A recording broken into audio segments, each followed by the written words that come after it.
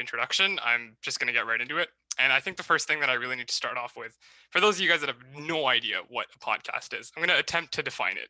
Now, the first thing I went to is Google, because who doesn't? And essentially, Google said that a podcast is a digital audio file made available on the internet for downloading to a computer or mobile device, typically available as a series, new installments of which can be received by subscribers automatically. A mouthful. And essentially, that says nothing about what podcasting is about.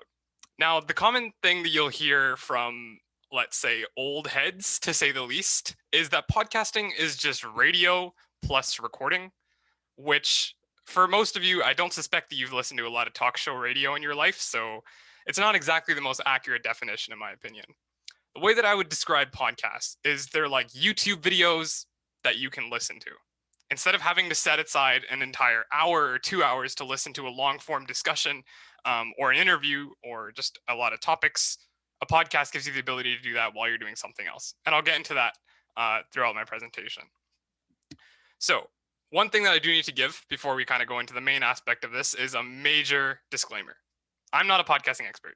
I'm just someone who wanted to try it out, and then learned a lot in the process. So take everything I say with quite a bit of salt. The way my presentation is structured is going to be the following. In each section of my podcasting story, I have a key takeaway that I'd like to convey at the very end. So to build up to that, I'm going to try and make this like somewhat interactive.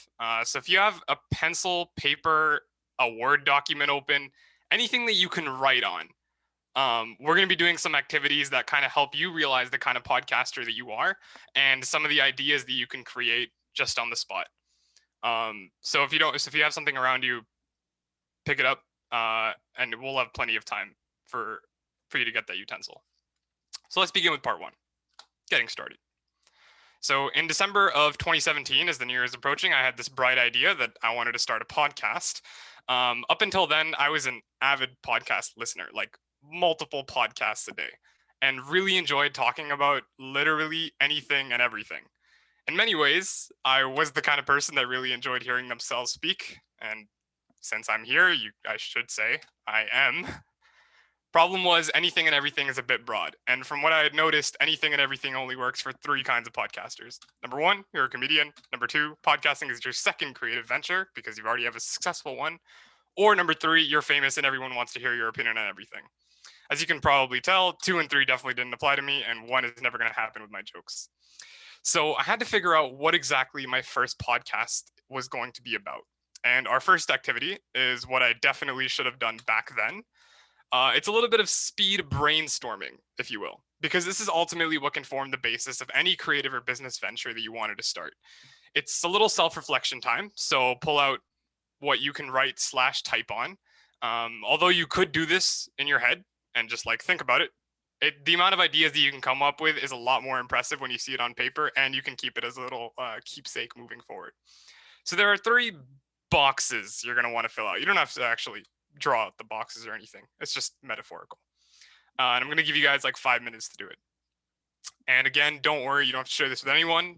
It's just you and your writing utensil. It's totally up to you. So the first is, if you were to have a conversation with someone and you had to keep it up for like at least an hour, what would you talk about? Don't think about what podcasters do or what sounds right or what you've heard about or what you listen to. Just think about if you and I were to have a conversation and I could match your interest in whatever you enjoy talking about. What would those topics be?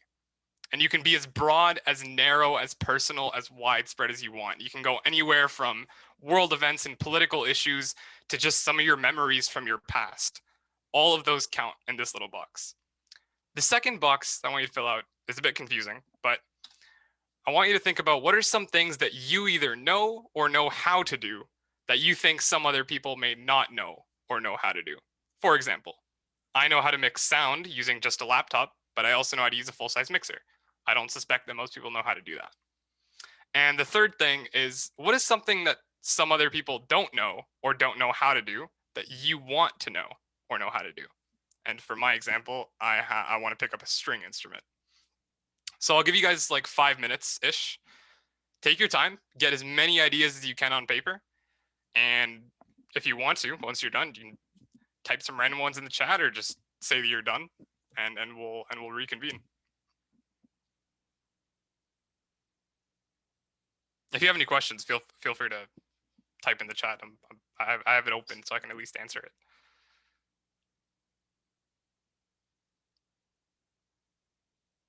I'll set a timer for 5.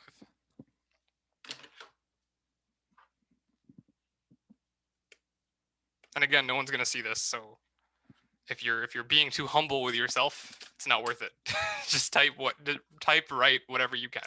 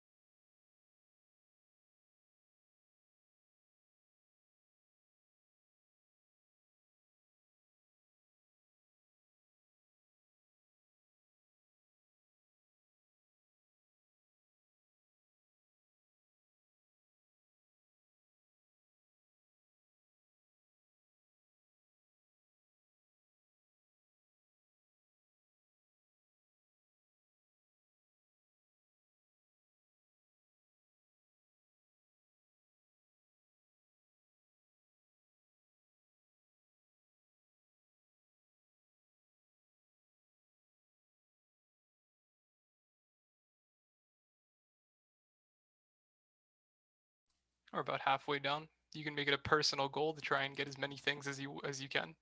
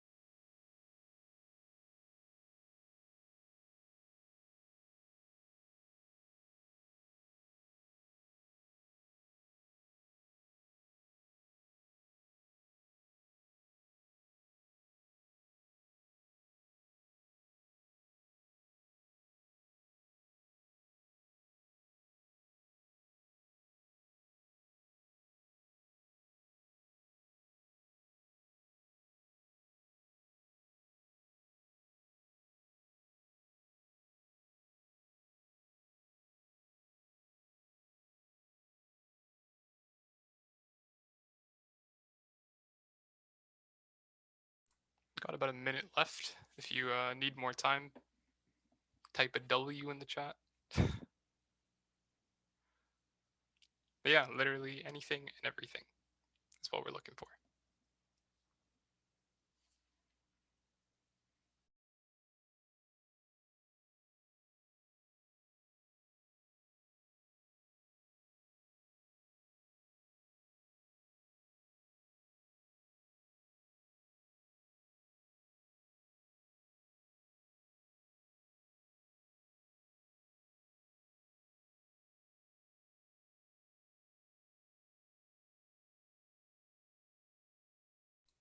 All right, so I'm going to assume that everyone's all good. So I hope that was enough time to get as much stuff as you could down, and feel free to continue in as you're just listening to me talk for a bit. What I want you to notice for each box is that these are all podcasts that you could literally start tomorrow. Box 1 and 2 is full of stuff you can already talk about because you know and understand what's going on in those subjects. If you could talk for an hour's length about someone, that could be anywhere from one podcast episode to six. Box 3 is an opportunity for you to relate to the audience and speak to people who don't know that skill, or speak to people who do know that skill. If one of the things you put down was learning to speak Spanish, it's not that hard to find people who have learned Spanish and ask them questions and talk to them about how someone might do the same. Ideas for podcasts are nowhere else but within you. It's ultimately going to be a reflection of who you are. And this is something I sort of learned the hard way with my first podcast, Artist Block. Artist Block started as a real anything and everything podcast. The first episode's topics were literally community, culture, creativity, which is quite vague. I mean, the name of my first episode was It's All Happening. From there, I eventually realized that what I enjoyed doing most was talking to people about what they were passionate about. I found that so many people just don't try anything because they're afraid, they're unsure, they don't think they can do it. And so I sort of made it my goal to introduce my listeners to passionate youth that are already pursuing their dreams in photography, filmmaking, politics, you name it. The problem with this model was, since I wasn't prepared for it, I inevitably ran out of people to talk to and started having to repeat guests and episodes were just all over the place. There was no central theme to it, and I wasn't really ready to embrace that format. The Artist Block podcast went on for all of 2018 and unfortunately came to a close as my grade 11 year was starting. My experience with starting a podcast was still in it positive. There's no doubt about that. But there is one key takeaway that I still have from that experience. Key principle number 1: figure out what your podcast is about. There are podcasts about literally everything out in the world, and there is no doubt that yours has a place too. Look back at all those ideas you generated on paper, and you could start those podcasts tomorrow. No questions asked. So if you're thinking about starting one, or maybe it's any other creative venture, try to explain it in one sentence, what you do and what you talk about. It'll make it a lot easier to plan ahead to get guests and be able to find co-hosts that think on the same wavelength. The reasons why I ended the Artist Block were numerous, but one of those reasons is really important to consider, which brings me to part 2, the financials, the cost a year, if you will. See, when I started Artist Block, I was used to watching podcasts that had all the best microphones, audio mixers, Adobe CC subscriptions, and even cameras, as many of them posted on YouTube. I was adamant on trying to get my guests in person, which, in hindsight, after all that's happened in the past 2 years, it's pretty outrageous. I didn't have an understanding of what it materially took to start a podcast. I had super strong misconceptions, and those weren't broken down until a bit later. So, for our next activity, I'm going to try and make you see what your misconceptions are. And again, this is totally personal, but this is my best way of making it a bit more of a workshop than a lecture. Podcasting has 3 phases: post production, production, and publishing and marketing. Production has to do with all the recording aspect, everything that happens with getting the person to the podcast, talking to them, coming up with topics, and then actually recording it. Post-production comes, like it says, after the production. Once the record button has hit stop, what do you do after that? And the last aspect is publishing and marketing. How are you going to get this to all the amazing listeners that you want out in the world? And how are you going to get the people who haven't listened to your podcast to start listening? And so each of these 3 phases, as you can assume, have some kinds of tools that you need to complete them. And I want you to be able to see what tools you think you need to get started. So again, fill out each of these 3 boxes and try to think about what each of these things will cost. And if you want, add up the total cost and place it in the chat when you're done, because I think it's going to be a really good exercise for you to see what you think. So I'll give you guys another 5 minutes. One thing I will say, the previous boxes that you filled out, you're going to want to keep those for later on, as the final activity that we'll be doing is going to be referencing that. So I'll give you guys 5 minutes. Any tools that you think you need, don't search it up. It defeats the purpose. Whatever you think you need, even if you think it's nothing at all, then don't put anything down. If you think it's a series of microphones and mixers, see what you think it is and Guess how much you think they cost. I'll give you guys another 5 minutes and type your estimates in the chat because I'm curious. I know I definitely didn't do this when I well, when I first went. There was no budgeting involved.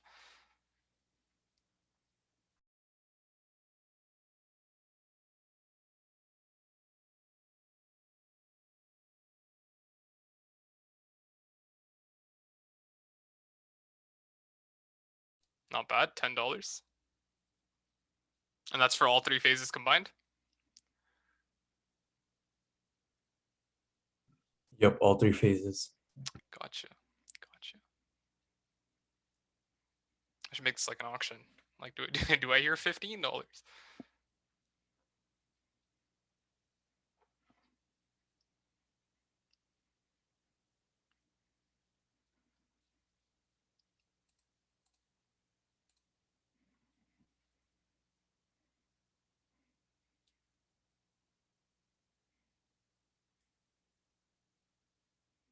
I respect that. I respect that decision. $50, not bad. Millen, that's like mildly cheating. You were around when we started Teenage T. Yeah, it's okay. No one needs to know that. Insider information. $70, $70, decent. I just love how we're like slowly increasing.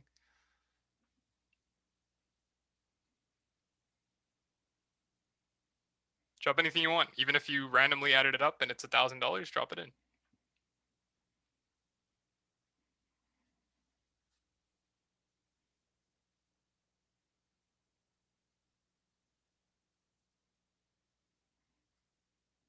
$80.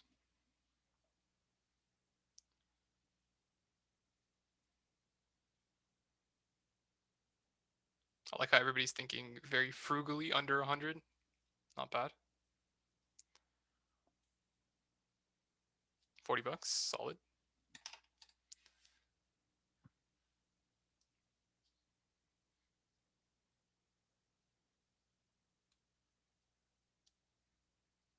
Where are the majority of your costs coming from? What phase do you guys think is the most expensive?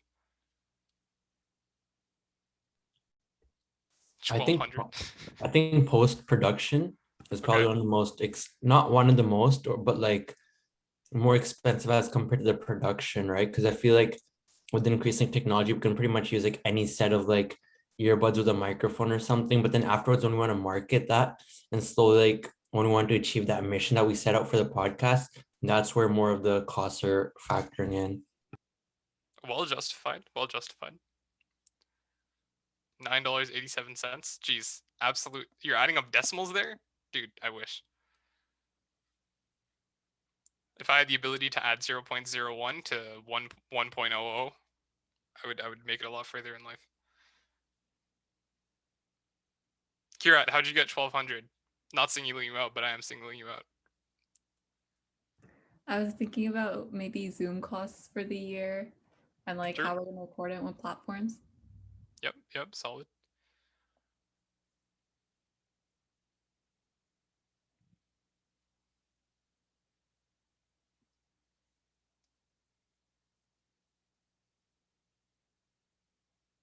Anyone else? What do you guys think the most expensive is in your little chart there? Where are all those major costs coming from?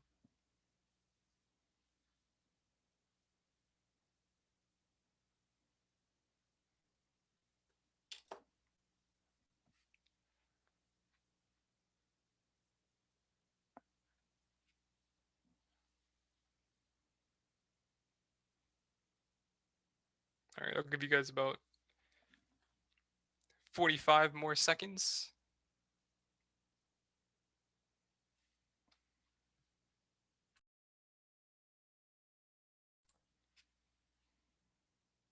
A Rodecaster Pro. I've not heard of that. Seeming a post-production software of some sort? Or a recording studio? Gotcha.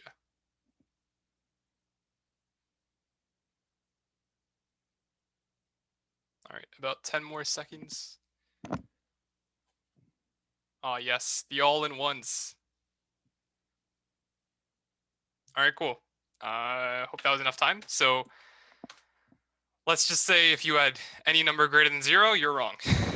Really, here's what you need to start a podcast.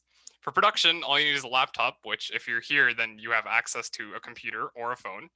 You need some kind of microphone that can be built into your laptop, or you probably have some earbuds lying around. Those are some really old earbuds, by the way. I just couldn't find, I didn't want to put AirPods because it's too basic. In post-production, you can record into a software like Audacity. Audacity has numerous tutorials on YouTube teaching you how to get that crispy sound. You can also just record Zoom calls, and as long as your content is good, no one will care. For publishing and marketing, you can use a platform such as Anchor to get your podcast on every single platform, and you still own the rights to it. And for marketing, just post it on Instagram, send it to your friends, make a TikTok account.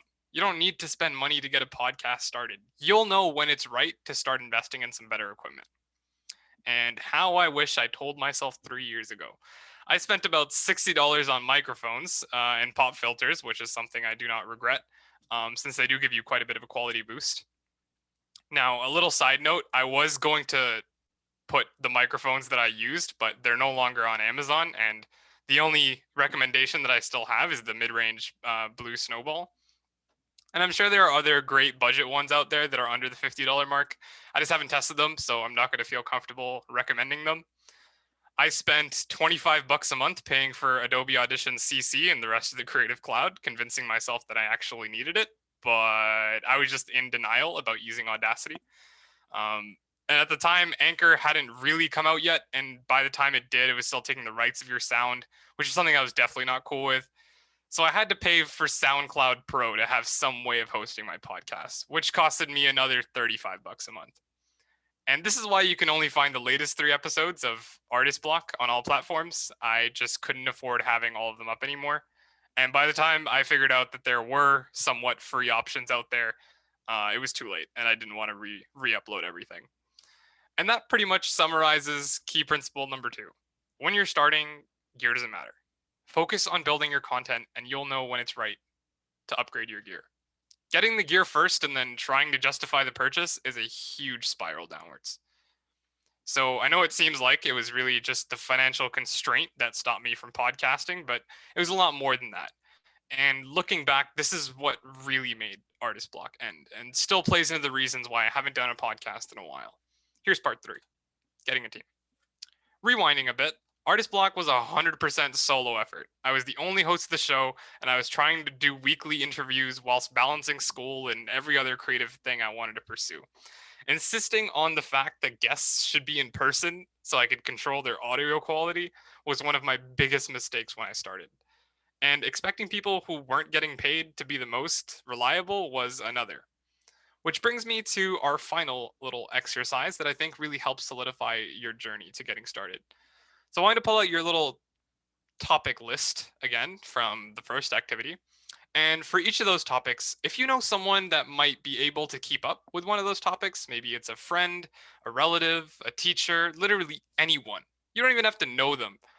Write or type their name beside the appropriate topic. Again, I'm not asking you to start a podcast with them tomorrow, nor am I asking you to go and hit them up and ask them if they want to, but it'll help give you some perspective. So I'll give you guys another 5 minutes to get this last activity done, and then we'll round up at the very end. So who could keep up with those topics? 5 minutes. And again, if one person could talk about 5 of those things, you have a best friend that just has all your same interests, write their name beside each of them and write it multiple times.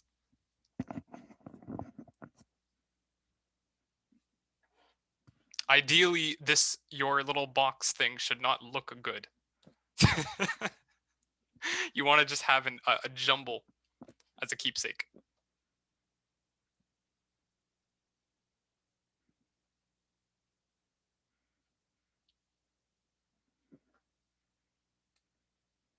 Again, I got to reiterate, I know all of these things are connecting to podcasts, but it doesn't have to when you're coming up with this. Just think about who could talk about those things. Who knows those things? And just because I'm curious and always enjoys a little bit of interactivity, type in which of those boxes have the most names. as you're doing it.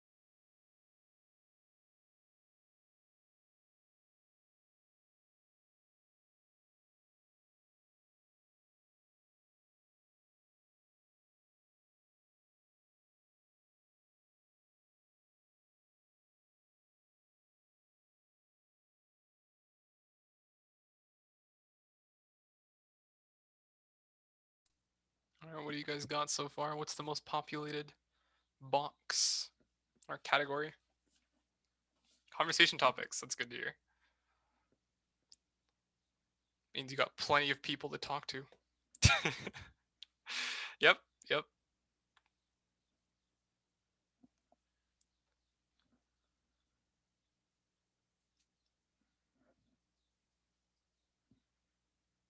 Stuff you want to know. That's a really good one too. I would say if I did this when I started, which I clearly didn't, I would probably assume that stuff I want to know is the most populated.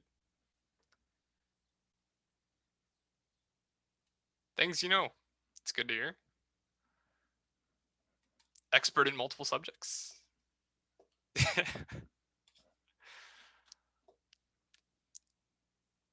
You know, that translates into your resume, right?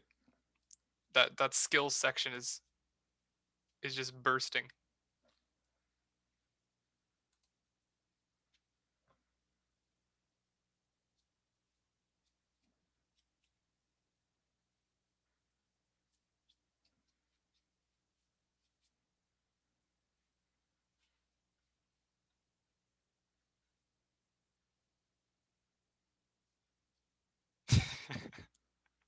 That's true. You can always work on things. Well, that's the advantage of when you don't know a lot of things. That means there's so many more things to know. So many opportunities.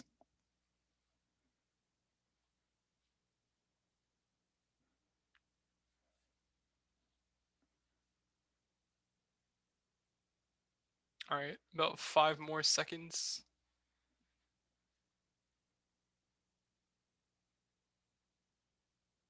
Awesome.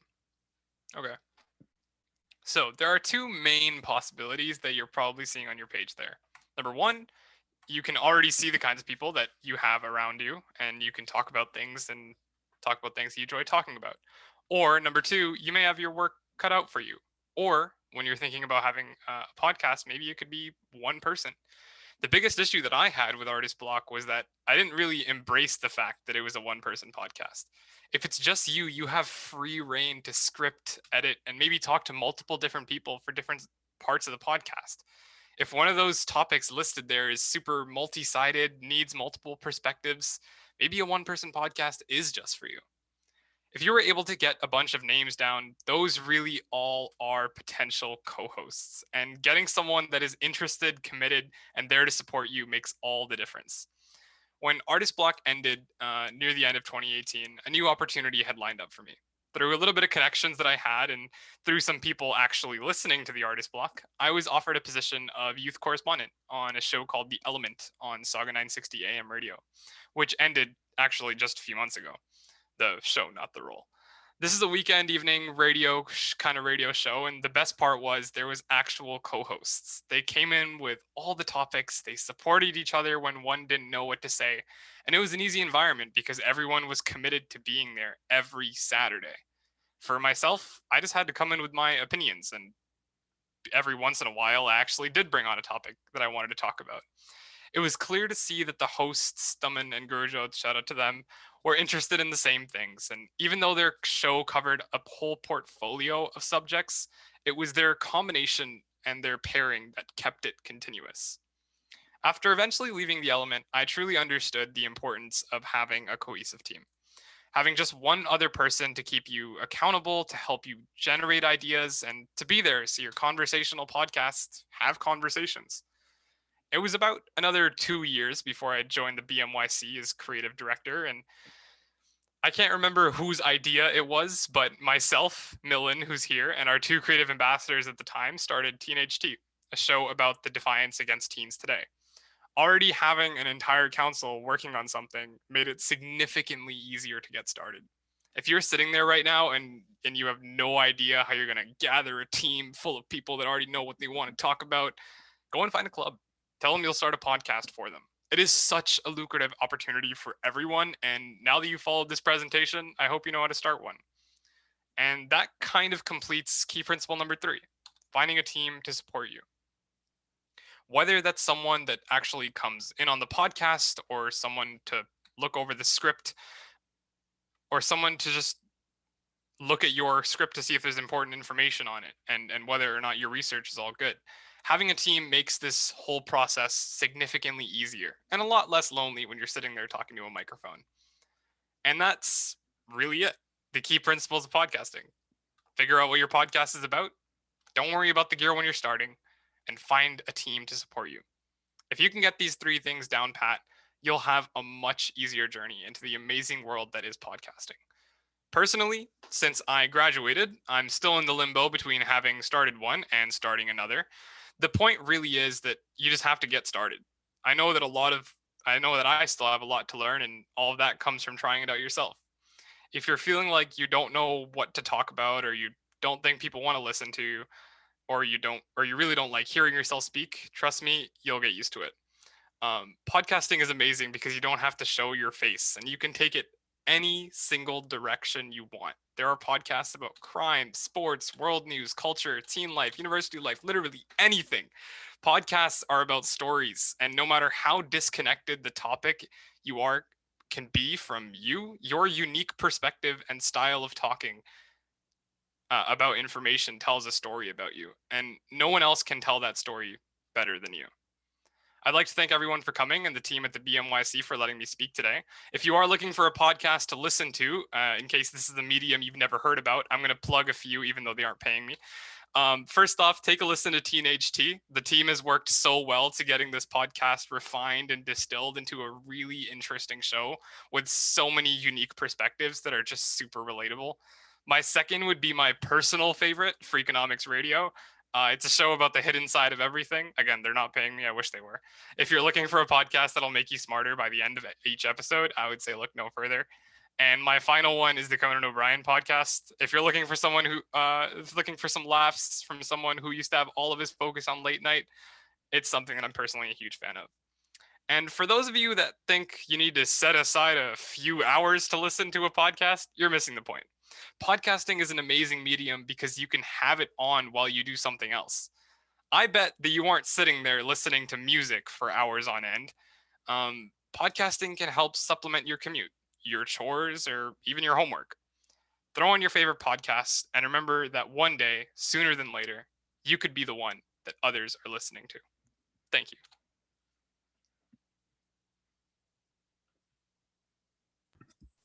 Wow, thank you, Imaad. I think that was really insightful.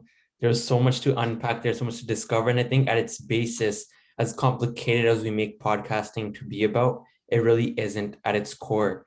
So, thanks a lot for giving us that insight, inspiring us and the many other people that have joined today. And so now we would like to open up the floor to any questions that we have from our attendees.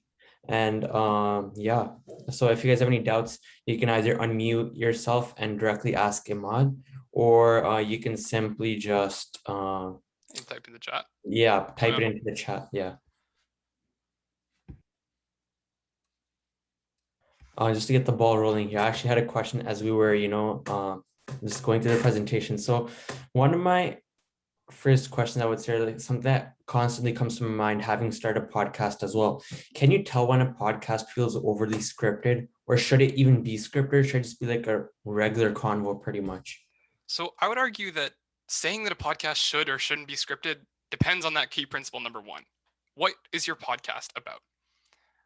For example, Freakonomics Radio is a show about a bunch of really complicated topics from a variety of perspectives. It's the most scripted a podcast could possibly be. But the point of it is for information. And if you want to relay information that's really important and you don't want to get anything wrong, you've got to be scripted. Now, if you're looking at something where you're directly trying to inform someone, maybe it's kind of something that's you just talking straight to the microphone, speaking about an issue that you know a lot about. That can be scripted too, because ultimately it's your facts and your logic and what statistics you're going off of that are going to make what you're saying meaningful. Whereas if you have a conversation going on, it would be really awkward if we scripted our conversations. But if we were introducing research to each other, it should be scripted. For sure. Yeah, I think we can all agree on that one. And then so another question is kind of like going forward with that. So I know you mentioned like how you started a podcast or you went on to the Element and whatnot. And so there's a lot of diversity, or there's various kind of like topics on the Element and whatnot. So do you think when starting a podcast, there should be like are these podcasts more successful if they choose one theme, or if they're like more diverse with their content? Because often we see like hole in the wall podcasts where like, they'll just like be there for a bit, or something that they just have to do in order to like, diversify their brand. So what would you have to say about that? Yeah, so I think podcasting, at the end of the day, just like any kind of content, what really keeps people into it is the continuity. They know what they're listening to each time they're coming in. Now, I think there's two ways to have continuity. Number one is the frame of reference of what you're talking about. So if you're a podcast that's solely about political issues, everyone who comes in will always know that you're there to talk about political issues. If you're a history podcast, like the History Chicks, theirs are purely about history. I know every single time I'm listening to history. But there's also a continuum that you can create through the people that are on your podcast. When I was on Saga 960, The Element, even though it was a radio show, the continuity came in the two co-hosts that were there every single week. They would talk about anything from art to a super complicated political issue to things in economics. But what everyone was listening on for was the fact that I know that Daman and Gurujot are the hosts of the show, and I kind of understand their opinions. It becomes more of as if you're visiting your friend every week and just sitting back on their couch and listening to them speak. It's like being in a conversation, but not having to say anything. Yeah. So I would say that creating continuum in one way or another is really the best way to go. I'm going to answer the two questions in the podcast. The first one, defining a podcast. There's a bunch of ways to define it. Definitely don't search it up on Google. It's a terrible definition. I would say it's really just a YouTube video or a movie or a Netflix show that you can just listen to. You don't have to spend an hour dedicated to watching the show. I know a lot of people will multitask by having a Netflix show on in the background. That's what podcasts were made for. There's nothing to watch, so you have the ability to just listen back. How do you avoid conflicting biases in podcasts? I think that really comes down to getting a team. When you have a team of people that you can trust, when you have a lot of good chemistry, your biases can actually play to your strengths within the podcast itself. If you guys are having a conversation about essentially like a lot of really hot topic issues, there are plenty of podcasts that talk about things like the death penalty or abortion. And although they'll have conflicting biases, that's what makes it interesting. That's what makes podcasting so great, because it's an opportunity for you to hear both sides of any discussion. Why did I step into podcasts instead of video production? That's assuming that I didn't step into video production, which I did. I started podcasting first, mainly because I knew that personally, I could speak about something for an hour, but I wasn't sure if I could create something meaningful for 10 minutes straight. Video production has sort of been in and out. I mostly do it for commercial purposes now, not really for having my own content, but I've definitely stepped into it. And I think the really awesome thing about podcasting, like I kind of mentioned in one of my reels for the promotion stuff, is that one podcast episode gives you like 6 different pieces of content. It gives you a TikTok, it gives you a YouTube video, it gives you an Instagram reel, it gives you an Instagram post, it gives you a blog post, and it can even give you little snippets that you could maybe post on another channel for those that are only wanting to listen in for like 5 minutes. And that's from one podcast episode where you just had to talk for an hour. How do you make your podcast stand out from all the different podcasts out there? What are some marketing tactics you used? Honestly, the main thing that comes with a podcast is, are you being true to yourself and what you enjoy talking about? Because that's the number one thing that people are looking for when they first listen on. If you're trying to make yourself differentiated, it's going to come off like you're trying hard. But you're already differentiated. There is no way that any of us can speak on the same issue in the exact same way. That would be pretty creepy. And so your unique perspective, your unique way of talking about issues, and not just about issues, but any kind of topic, is what differentiates yourself. And from a marketing perspective, it ultimately comes down to, are you reaching your target audience? Think about who you know and who you could reach. So if you're someone in high school, the best way to really get people to be interested is to promote it to high schoolers. The way that I promoted Artist Block when I first started was, I'm going to talk specifically to fellow high schoolers that have literally pursued their passions, because I thought that most people don't get the opportunity to try something new. And it was a lot more relatable for my high school audience because they could see that, hey, it's just someone like a year older than me. I could do that. And that's one of the ways that I kind of made it a bit differentiated there. So if you host a podcast with Anchor, how do you get your podcast to appear when people search? Automatically does everything. It's the greatest thing that ever happened. It was made by the folks at VaynerMedia. For those of you guys that know Gary Vee, I'm sure you can assume why it's great. It's because it's Gary Vee and he loves podcasts. It's super easy because you can even record directly into Anchor, or you can just publish your files and it'll send it to every single podcasting thing you want. And it'll do all of that for you. I used it with TNHT, and this is why it's super easy for them to get stuff all everywhere. How can you make your podcast more general and less complex? It's ultimately what you want to do. If you want to make it really complex and you want to talk about a variety of difficult issues and think about those hard perspectives, you can maybe make it a bit more scripted, because now you're talking about things that require a lot of nuance and a lot of actuality and facts. If you want to keep your podcast general, make it lighthearted. Take your reins off a bit, right? Whenever you say a relatively hot take statement, hit everybody with the "don't quote me on this." It gives you the ability to talk on a variety of issues without having to be an expert on all of them. Just because you aren't a political scientist or an economist doesn't mean that you can't talk about politics and the economy. At the end of the day, those two topics require everybody to understand what's going on. Any other questions? Keep them coming. Rapid fire. What is my biggest failure? What did I learn from it? The inconsistency with Artist Block. One of the main things that I learned was that the hardest part about podcasting is consistency. And that really comes down to number 1 and number 3 principles. Number 1, figuring out what my podcast is about. I had absolutely no idea what it was about. It kept changing every month.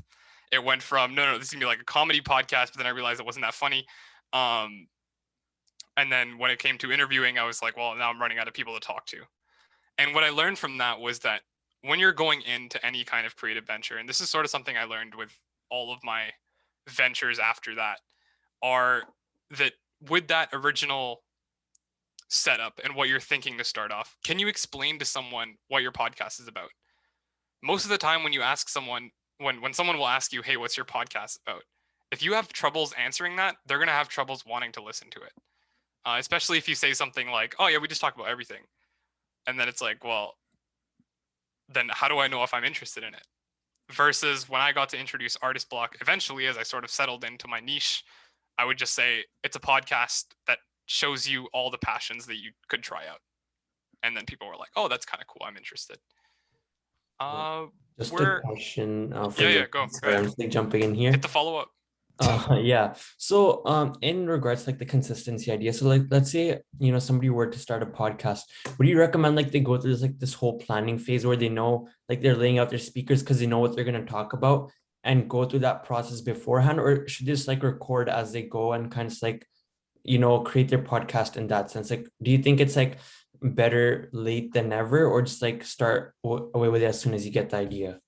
So as cliche as it is, those 3 activities were meant to be what all you need to just start. You don't need to line up all your guests, figure out exactly what time they're coming on. You can figure that out. And especially when you know what your podcast is about and you have a team around you, you figured out how you're going to be recording it, the rest of that comes easy because you know exactly what frame of reference you're coming from. And so you can always bring it back to that central theme. And that's when a lot of the stuff starts to become unintentionally awesome, is when you're just making podcasts because you just know in the back of your mind in one sentence, this is what my podcast is about. Yeah, for sure. And then just another follow-up question Good. for that is that in the sense that like having all these speakers planned out and everything. So when you're like going forward, like do you think it's important to like have like the most qualified speakers, or do you think like anyone can talk? Sorry, like in terms of like the team, right? Like do you think you need like a large team, or just like having like 1 or 2 people, or do you think there should be a person for like let's say web and tech on marketing and all that stuff? Do you think that makes a podcast maybe more successful? Totally up to you. Totally up to what your podcast is about. Do I think you need dedicated people and to start hiring them? Like I said, when you're starting, money shouldn't be what you're spending. Time is what you're spending. Ultimately, you need to. You'll know when it's right to start hiring people. The main thing that I would say is if you're doing a complicated topic, right? You want to talk about really deep issues, and your podcast is meant to be informative. You could have 1 other or 2 other people that help you do research. If you look at John Oliver's talk show, the majority of the people on the staff are researchers. They're just there to make sure that everything that he says is factual, is correct. And then he has all of his writers that make it funny. So it's really up to you of how your podcast is structured and what kind of topics you want to talk about that make it so maybe you need a certain set of people on the team. But do they need to be qualified? Not really, right? If you need experts, then of course they need to be qualified. Yeah. But if you're just looking for people that can do a little research to inform everybody about what's going on, you can get anyone to do that, or you can do it yourself. For sure. Thanks for answering my questions. Yeah, for sure. So where can you find inspiration for what to talk about in our podcast? Your first activity. That was everything. You don't need to find inspiration. You already have it. Inspiration is within you. I can guarantee that everyone here has at least one thing in that conversation topic list. And if I just started talking to you about it, you could ramble on for like an hour.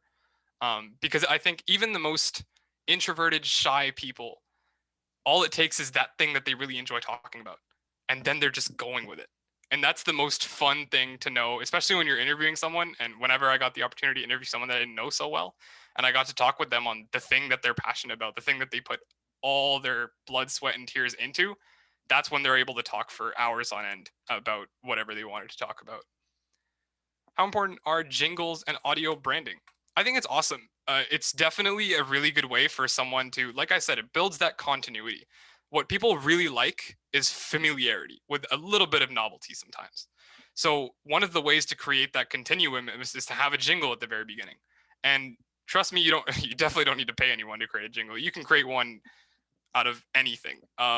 One way that I did was I make music. I rap, so I can write a little bit of poetry or rap and poetry.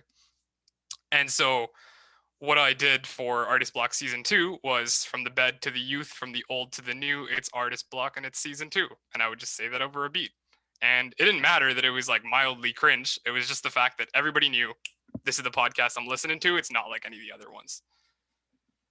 All right, do I have a role model or someone that's been influential to me towards my podcasting career? I would say it's a combination of listening to a lot of great podcasts.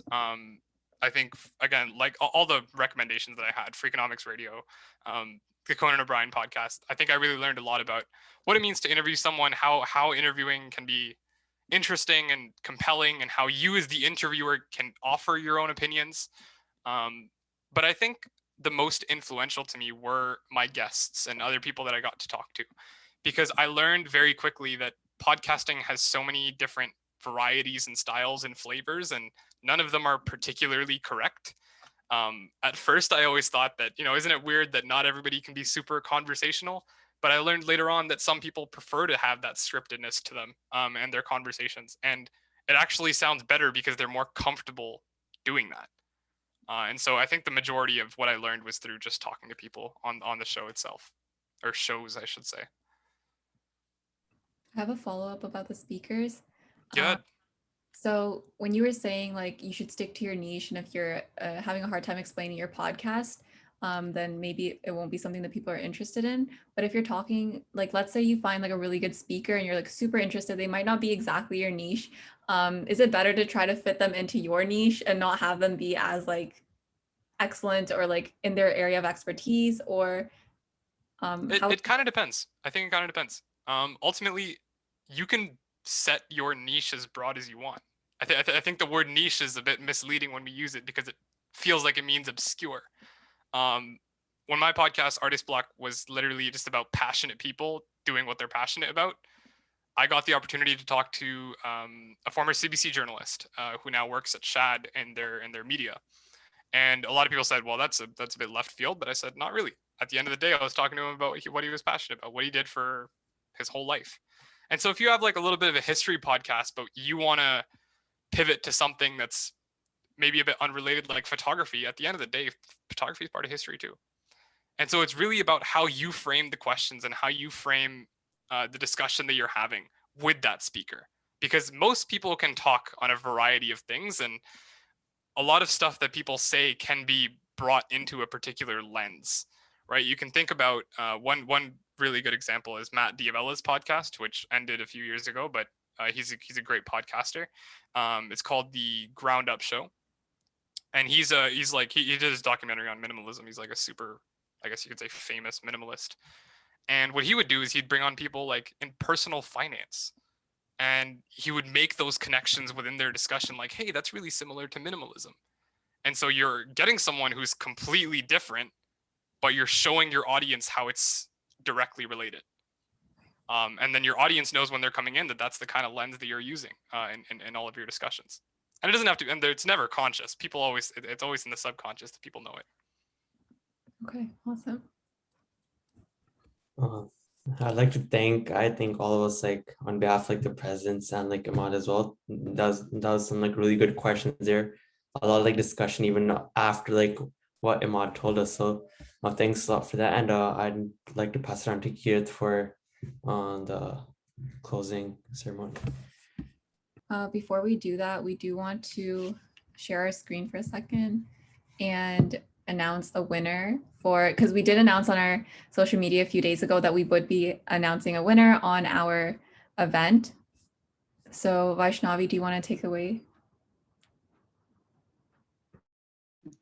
For sure. So congratulations to Nitya S, who is currently in this Podcastify event. And please DM us on Instagram or email us for further information on how you'll receive your prize. And you did receive a $20 Tango gift card. Yay, congratulations. With that, you can shop at a variety of different places. So I know that's super exciting. All right, so we're just gonna wrap up our event really quickly.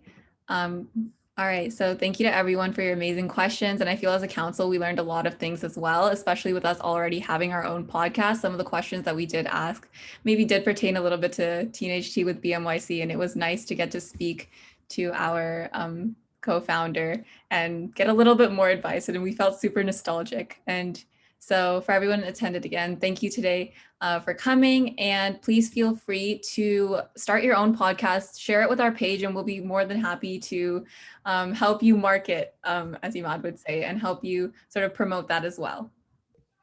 Yeah, for sure. To find out what's going on with BMYC and our upcoming initiatives and an announcement you don't want to miss, follow BMYC on all of our social media platforms as we have listed on the screen.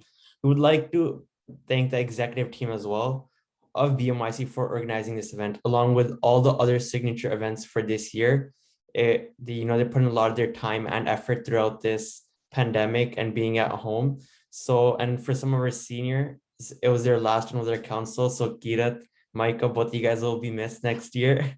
And it's so sad to see them and many other of our executives to go, but I guess that's how it goes on. And thanks a lot for everyone for coming out, and have a great weekend and have a great rest of the year and the summer. Thank you. Thank you, everyone. Bye.